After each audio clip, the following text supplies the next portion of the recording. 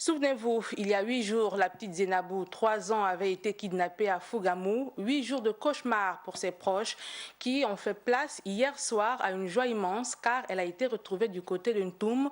Nos reporters Andinel Tongui et Gérard Magnagna se sont rendus sur les lieux aux côtés du procureur de la République près le tribunal de Mouila.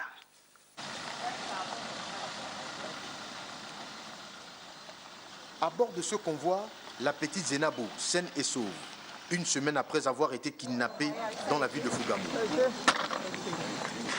Grâce à la dextérité de forces de l'ordre de la région de Langounié, le procureur de Mouila et ceux de la brigade de Ntoum, cette fillette de 3 ans a pu être retrouvée et redonne le sourire à son papa. Un sentiment de joie, un sentiment de soulagement. Après quasiment 6 jours sans voir ma fille. Aujourd'hui, je suis très ému. Aujourd'hui, je pense que ce n'est pas le bon moment pour parler. Je préfère dire merci à tout le monde.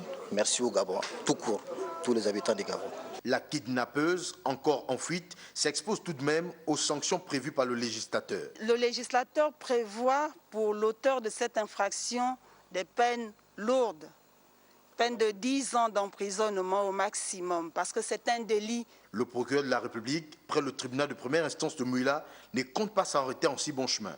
Il faut que la kidnappeuse sache que l'enquête se poursuit et qu'elle sera rattrapée.